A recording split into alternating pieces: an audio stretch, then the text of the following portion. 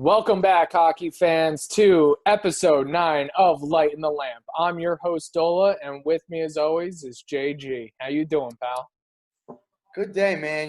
Got annihilated at work. A lot of sun, a lot of traffic over there on the Van Wyck in Queens. But another day of hockey coming up here. So it's been good. Just ready to get into it with you here. What do you got for me, bud?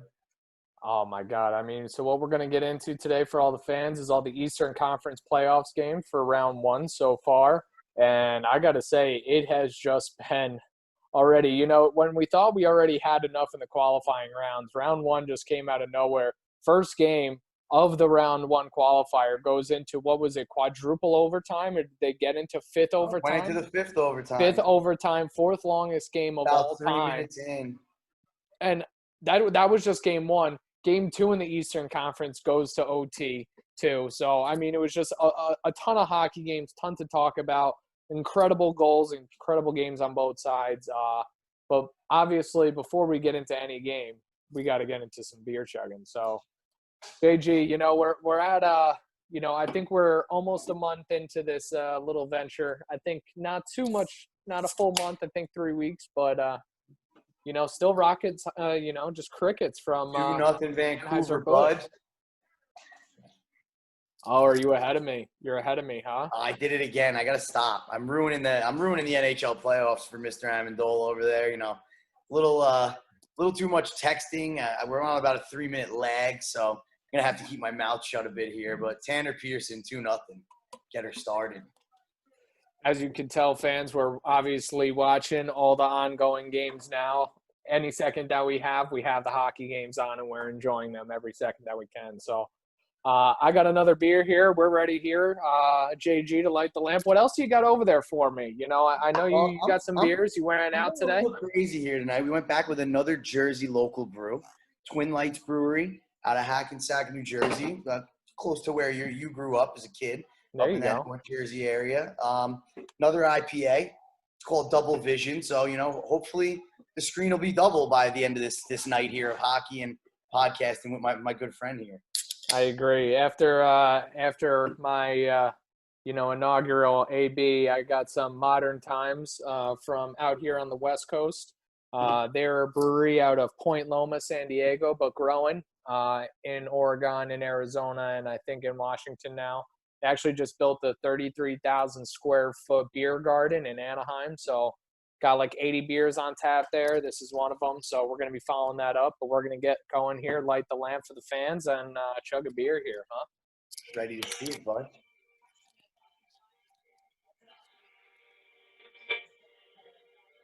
Here we go again. Is this chug number 9? Chug number 9, Das Boot. This guy is an animal. Do you watching this, ladies and gents? This is an every episode occurrence. Not normal, to say the least. Jennifer, I'm very sorry for you. I really am. Your husband drinks way too much beer. All right. Just apologize to your wife for you. Her husband drinks way too much beer. One of these days she's going to have to hold you back a bit, I think. I don't know. I still work out, right? If I was putting on the poundage with it, I guess she could start to complain. But I've kept the beach pod going enough to, I think, earn some credit here. That's California life for you, ladies and gentlemen. And that's it. But a beer on the books. We got plenty of hockey to talk about. JG, I want to get into that Columbus Blue Jackets Tampa Bay Lightning game. We already talked about it a little bit. We couldn't even stop, from bringing it up in the intro there. Longest game, fourth longest game in history. Tampa Bay pulls it out there. What do you got on this series? It was amazing. Just couple games. For one, save after save after save after save. Vasilevsky, the performance was completely overlooked. Obviously, Korpisalo made 85 saves, but Vasilevsky stood on his head. There were some great chances for Columbus, some big stops by the big man, and what a goaltending performance, to say the least. We could get into some of the scoring. It was an all-out battle. Everybody was battling in the corners, winning puck battles on both sides. Saw a lot of physicality, a lot of scrums. Saw some of the old Rangers getting after it, McDonough getting in there. Overall, just an unbelievable hockey game. I haven't seen one like that in the last 10 years. I mean, we're talking about 8 periods of hockey. Seth Jones played 65 minutes, one full game plus a 5-minute overtime. I mean, that's unheard of. That's absolutely unheard of. It was impressive to say the least. And Zach Werenski wasn't too far behind him and played unbelievable for as young as he is. And I mean, I guess he's been in the league a couple of years, but still, what a performance by 2 young defensemen. It was great to watch, even with the loss. Even with the loss, like, you give everybody a lot of credit. All the hockey players on both sides. What a hell of a contest. And, cheers to what a hockey game. And one stat that I thought that was pretty crazy looking back at that hockey game was that, the Tampa Bay Lightning, had 88 shots on net. 3 actually went in on Korpisalo. But they also had the Blue Jackets had 62 block shots. So you got to think, like, between – Tampa Bay shot the puck 150 times towards the net. 62 of them got blocked by Blue Jacket players, and then the other 85 had to get blocked by Korpisalo just to stop the puck from going in the net. So, I mean, the Lightning were firing. They were coming out from everywhere. I mean, I talked about it in episode 7. Nikita Kucherov, dangerous from everywhere. He showed you in game 1. He showed you in game 2. He's scoring goals. He's coming out to play every game. Braden Point, holy shit, another young kid.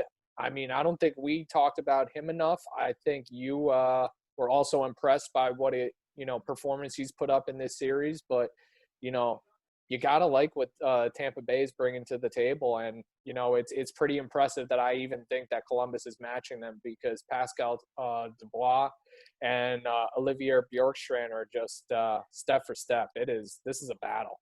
I mean, Bjorkstrand was supposed to be an absolute stud coming out of the draft. And you're starting to see it here. He's starting to put it all together. I mean, you got Alex Wenberg back there. What about Teixeira, a second rounder out of France? I mean, on both sides, you got a couple of scouting teams that deserve a payday. I mean, you got Tampa Bay found Braden Point in the 3rd round. I mean, that guy's got to get a bonus check for sure.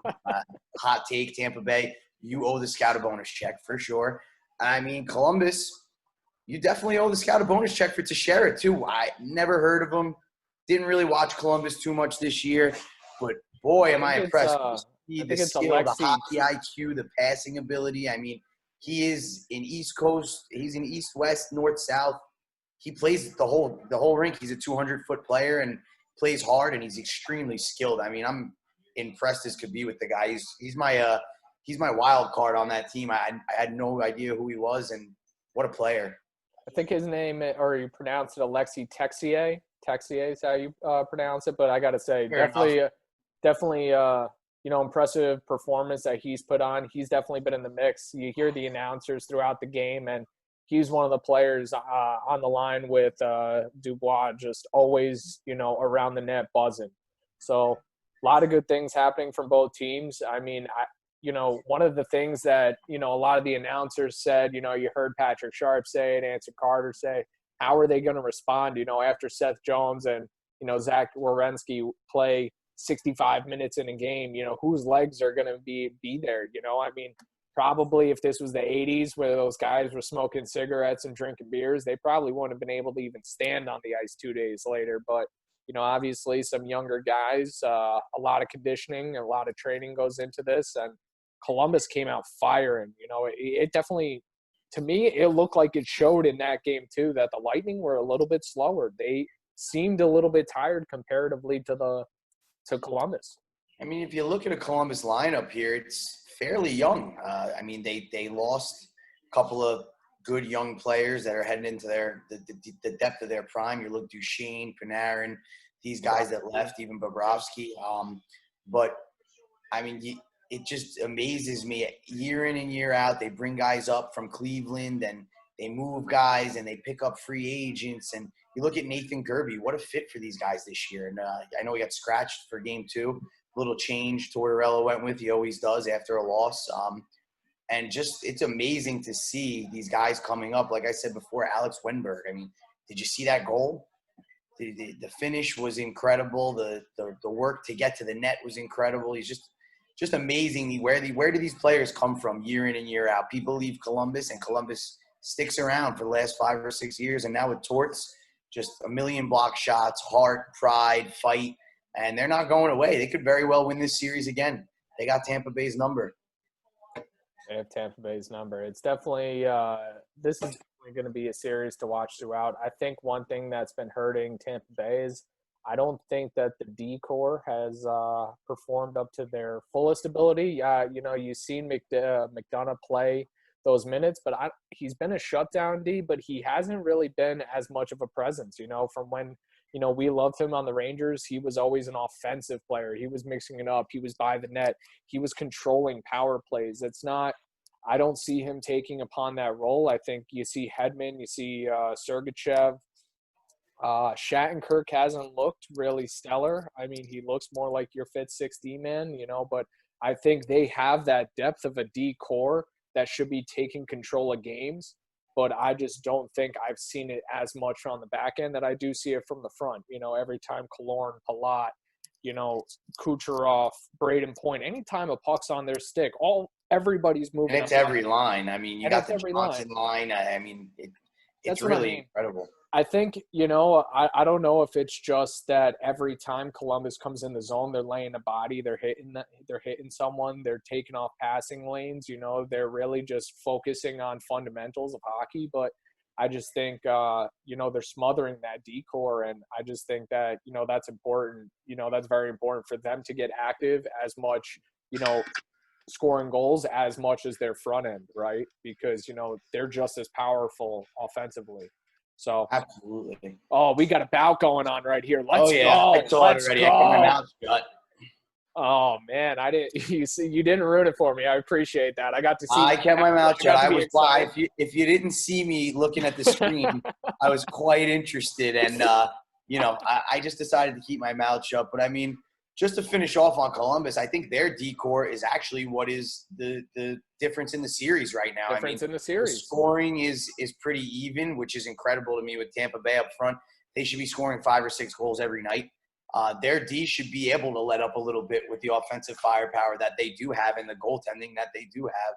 As bad as their D has been, I mean, Columbus's D has been incredible. You got guys that have been drafted. Ryan Murray got drafted 4th overall. Nobody talks about him. A great defenseman. Quietly a great defenseman. David Savard, another one. I mean, he played unbelievable in that game. David Savard has been over the ice. Great for most of the playoffs. Again, quietly, they have a nice top 4D, and it really is, to me, the difference in the series right now. When Tampa's been coming across the blue line, offensively, everything. They've slowed them down. They've won battles. They've won foot battles. They've been strong. You got Seth Jones is back checking and stopping breakaways from behind. I watched a great play yesterday when they won the game 3-1. I watched him pick up the stick right from behind, grab the puck, and turn around right back up ice. I mean, he's just the skill set, the hockey IQ, just the mindset that he has about playing the game. His stick is always in a lane. You can't get past him. And boy, can he fly. He moves so swift out there. Doesn't look like he's moving, but he's trucking. He's a great defenseman, probably a top 5 defenseman in the league. He's coming up on a Norris year for me. One of the D, we'll talk about him in a little bit, is Ivan Provorov on Philly, but we'll get into him. We'll get into him in a little bit. Let's get into the next series here, Carolina and Boston, huh? Big turn of events here between Game 1 and Game 2, but let's hear your thoughts, JG. What do you got to talk about in Boston and Carolina? I mean, for me, the first game was all Boston. Carolina hung in there. They hung in tight. I mean, they got out-battled, out-physicaled, out everything. Then, I mean, how they made it to the second overtime is beyond me. Peter Mrazek stood on his head. Looked fantastic. Obviously, that top line, the Aho line with Svechnikov and Teravainen, they looked pretty good. They didn't look as good as they looked in the Rangers series to me in Game 1. But, I mean, what you'd expect from Boston, like we talked about, maybe a team that has the button to turn it on with all those veterans, and they showed you and they showed the fans of Boston, hey, guys, shut the fuck up because we're ready.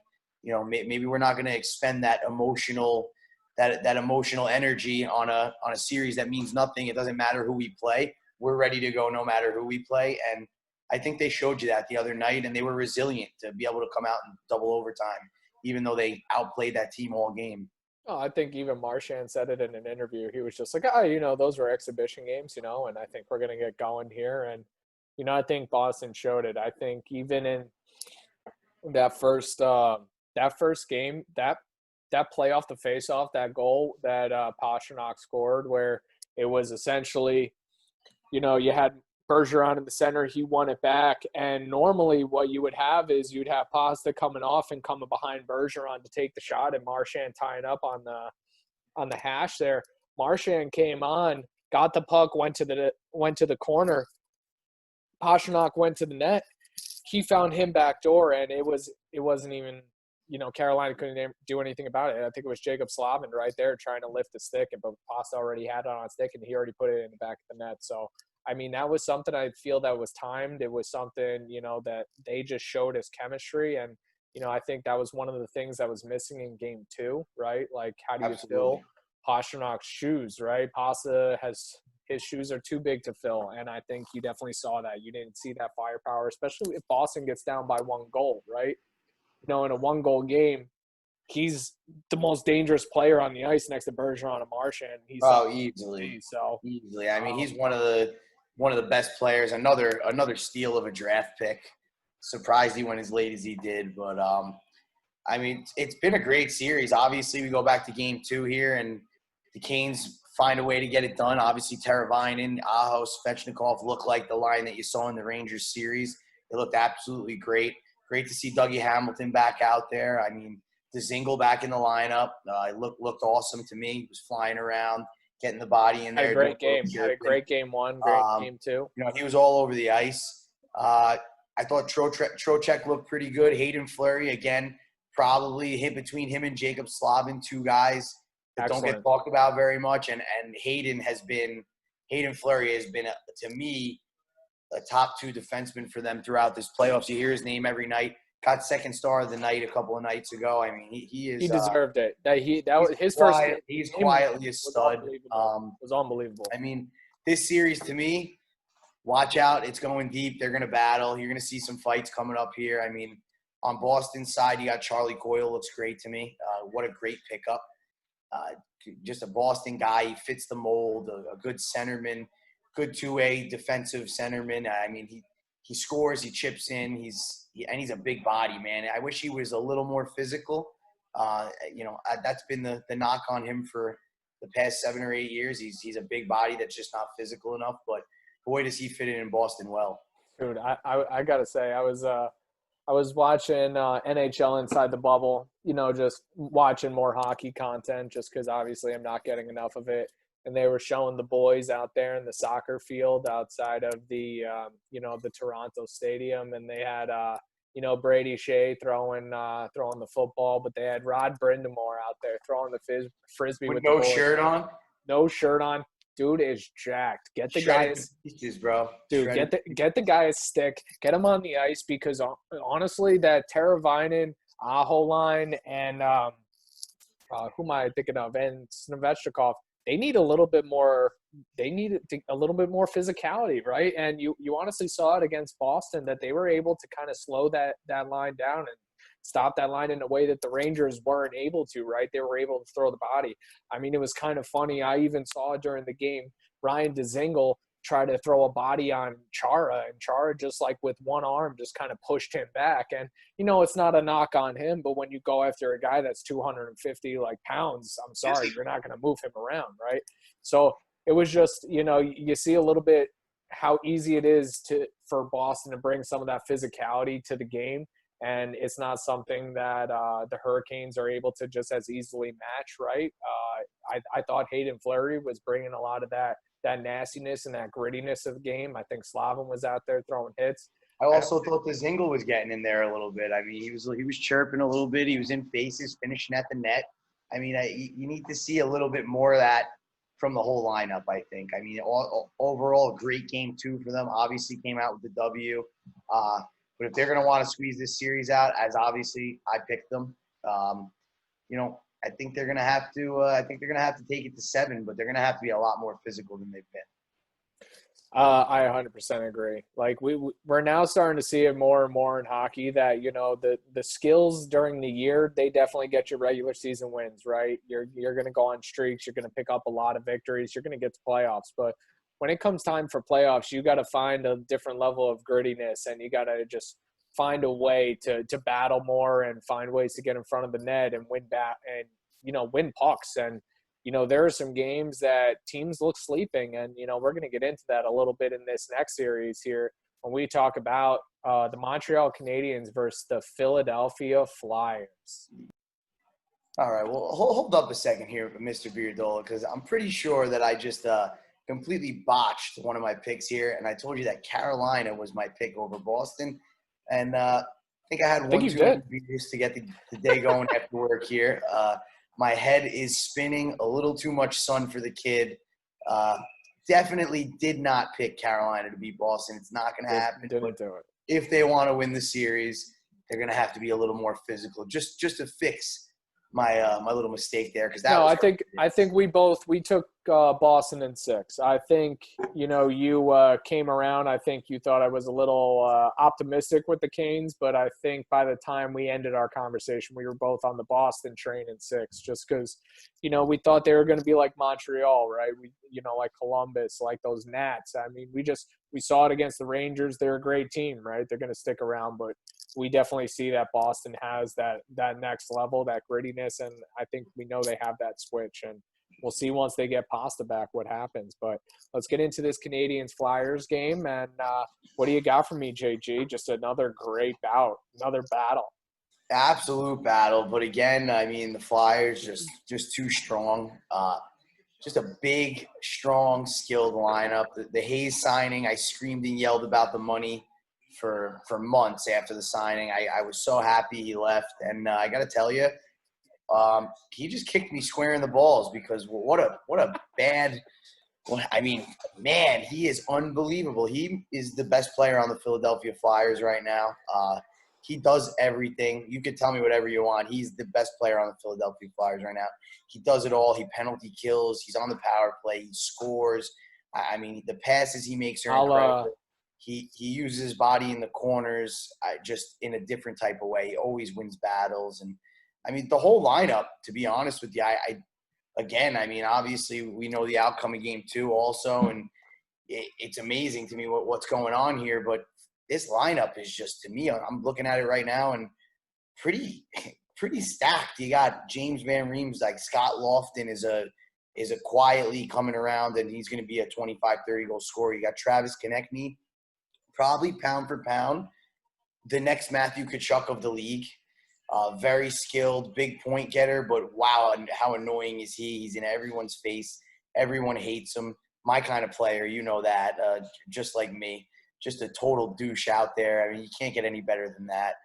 And then, I mean, Carter Hart, stud. Shane Gostisbehere, stud. Sean Couturier, I mean, probably the Flyers' real best player. But I do have to say, for me, in this entire series, I've been impressed on both sides. I actually was definitely singing Montreal's tune at the start of the series. I definitely thought that they would come out with this type of grit ability. I just thought that, just like Pittsburgh, they might end up matching up well with Philadelphia, and I think we did see it here in Game 2. But, I would even say that in Game 1 you saw it. It was a tight game, 2-1, not like a blowout in any means.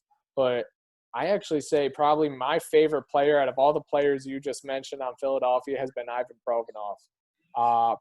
He has been, bar none, I think my favorite Philly player on the ice. And that's even with Kevin Hayes in my heart as a Ranger player forever. I followed him throughout junior. Just definitely one of my favorite defensemen. I got to watch him in that Russian series, the Russian Super Series, where they play the OHL, the WHL, the Q. Absolute stud. I'm pretty sure he played in the WHL himself. He was an absolute weapon. I mean, he'll fight, he'll hit. He gets it done in all areas, and boy, can he score. I mean, he could potentially be a 20-goal scorer in the league. He's got an absolute rocket from back there. He's everywhere on the ice. He's fast. He's smooth. He sees the ice well. He blocks shots. He gets shots on net. He brings that competitive edge that you don't see a lot of guys bring. I mean, he is like, as a defenseman, honestly, man, he is probably one of the best offensive defensemen that I see in this league right now. He is incredible from what I've seen in this series. I think he's taking control on the back end of the Philly D-men, and I've really been impressed. I think Provorov, You said Scott Lawton, and I got to say, he has been spectacular. How he has played, he's been mixing it up with everyone. I cannot be happier of the performance he's put on. I think he's a big part of this young Philly team. He's up and coming, man. He's his name as a Ranger fan. Incredible. You've seen him on the third and fourth line of Philadelphia for how many years now, and he's finally shown you that, hey, I'm here to play, and he's going to be a 20-goal guy, a 20-goal, 45-point guy, in every sense of the word. But I mean, let's not overlook what Montreal did today. I mean, just an absolute shutdown performance. Granted, Philly came out flat. It was a dud performance for Philly. Carter Hart, like you said to me earlier, just some bad bounces off skates and stuff like that. Can't blame it on the Tendy and a 5-0 loss. That's a full-blown bad game by an entire team. There were breakdowns on the D end, the forward end. Let's praise the guys that you've been praising a little bit here, the Montreal Canadiens. I mean, tonight you see why we went out and got Max Domi 3 assists. Kataniemi, a guy that everybody was screaming and yelling about. Why are you grabbing this kid? What are you going to do with him? Who is he? We don't know who he is. And here you are. He's tearing it up. He looked great during the season. They sent him down, brought him back up. He learned his lesson, and boy, is he taking over in the playoffs. He is a first-line guy, and he's here to stay. 2 goals tonight. He's been playing unbelievable. And then, another 2-goal performance. Thomas Tatar put it on the board tonight. Another random pickup by Montreal to try and fill in some offensive prowess here. But he's young still. He still has years, a lot of tread on those tires, and still Thomas Tatar, like he hadn't gotten it going in the first series yet. I think this game was his first goal. So for him to start netting not just one but a couple, like that's a turnaround point for Montreal. He's a streaky player, so it's a possibility he goes on a little bit of a run here. And obviously, I can't even continue to go down the list. I mean, Nick Suzuki is still the best Montreal Canadian. Great, but the most impressive Montreal Canadian to me in both series here has been Jeff Petrie. Not Carey Price? Are you kidding? No, Carey Price. I'm not talking about goaltending here. I'm talking about the players. Jeff Petrie, for incredible the career he's had, the bouncing around he's done. He's come to Montreal and become a top 3, top 4 defenseman, and he shines every night. He plays a great defensive game. He can chip in offensively. He'll throw the mitts. He'll get in the corner. He does it all. He battles in front of the net. I mean, for me, a standout defenseman quietly and a little later in his career. It's great to see. So that's my guy. Obviously, Carey Price has been standing on his head. Shea Weber, an absolute machine. But, for me, Jeff Petrie's been a big difference in their defensive core. So JG, for the fans, and I'm definitely going to rub it in, give you a little face wash here. You told us Philly in 4 and 5. No shot for Montreal, so we're definitely going to 5. Right? Have we changed that tune a little bit? Or are you still thinking? I'm going to stick with my guns here because I do think that Philly is too strong. I think, maybe they came out flat tonight and it wasn't what they expected. A couple of bad bounces. The boys had their heads down, and I just think they're too big, too strong, too physical. And I think you're going to see a big performance out of Philly come next game. And listen, if I'm wrong, I'm wrong. I'll tell you. I'll be firsthand with you. If I'm wrong, I mean, Montreal's been great. It's just, to me, the more and more I look at the lineup, it's got to cool down eventually. No, 100%. Hey, man, I still took Philly. I just felt that this was the series. I thought Montreal was definitely going to make it a battle, and to put up 5. So far, you're shitting on my prediction. So. Doing okay, but let's get into the next one because we actually this is the only game we haven't seen so far in the East tear off of their second bout yet is Washington Capitals versus the New York Islanders. Right now, we're watching. But one of the interesting thing is 1-0 Washington.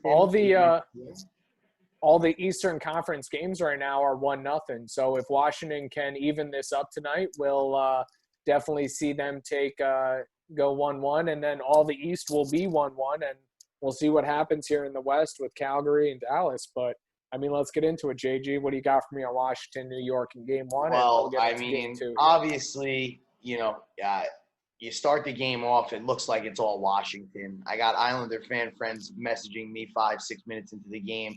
What are we doing? Jesus Christ. It's a slow start. And to be honest, I wasn't really down on them. I didn't think they were playing bad. I thought Washington got a couple of bounces. I thought they looked good. Didn't think they looked great.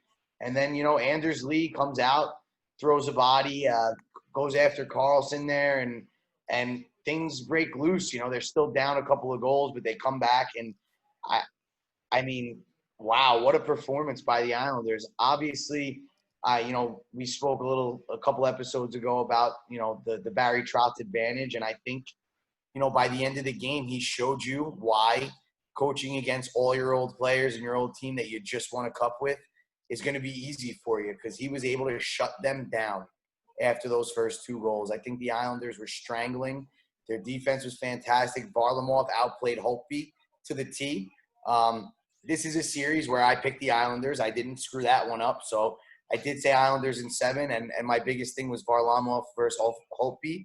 And first night, I think I hit it right on the head there. I don't want to toot my own horn, but I thought Varlamov outplayed the shit out of Holtby, bottom line, and I thought the Islanders strangled him, and I thought Anders Lee was the player of the game by far.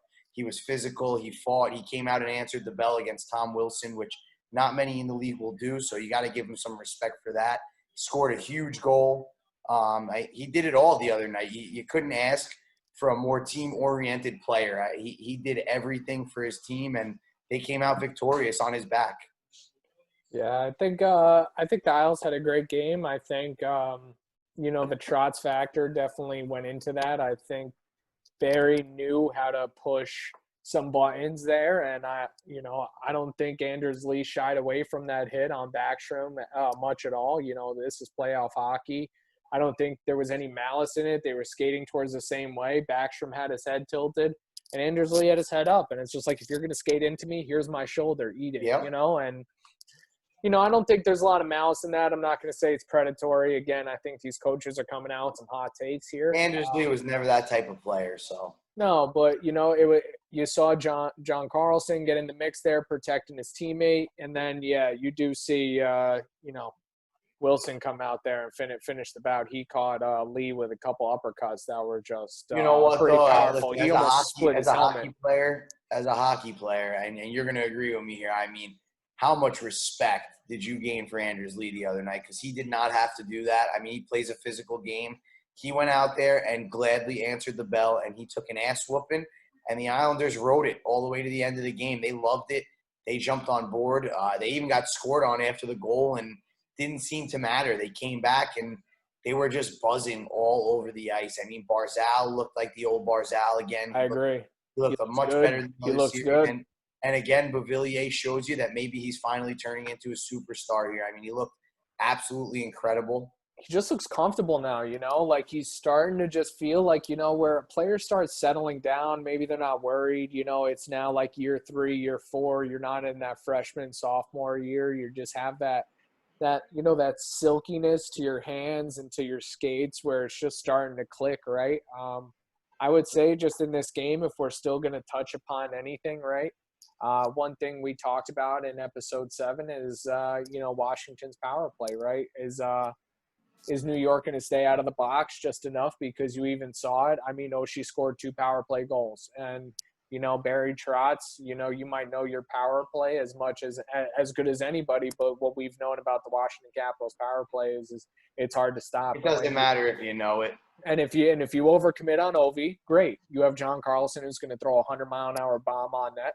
Or if you don't, you're going to have Oshie either cleaning up that bomb or he's going to be putting it in, himself. So, it's just a little bit too much firepower on that power play. And if you give them the opportunities, they're going to put the puck in the net. So I think, it definitely comes down to that piece of goaltending. It comes down to the piece of, if, Islanders can stay out of the box, but maybe also rile up the Caps a little bit, get them going, to where they might take a few extra penalties and put them on the power play.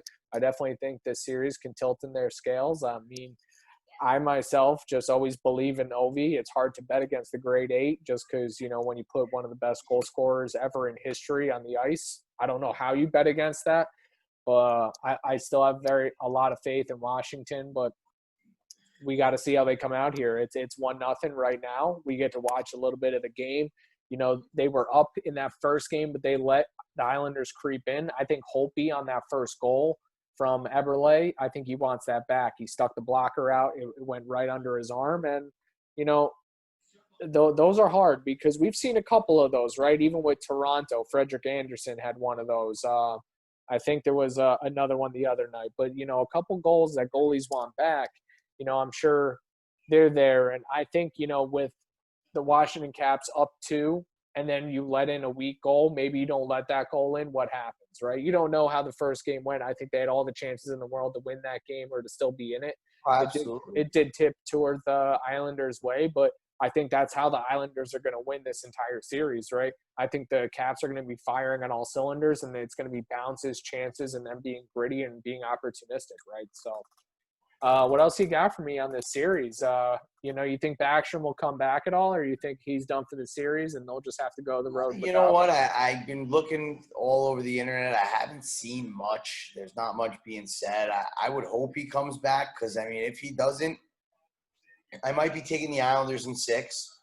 Wow. But, listen, at the end of the day, it's Washington. Whether Backstrom's there or not, they're deep. They're star-studded. They've been there. They've done that. They won the Cup.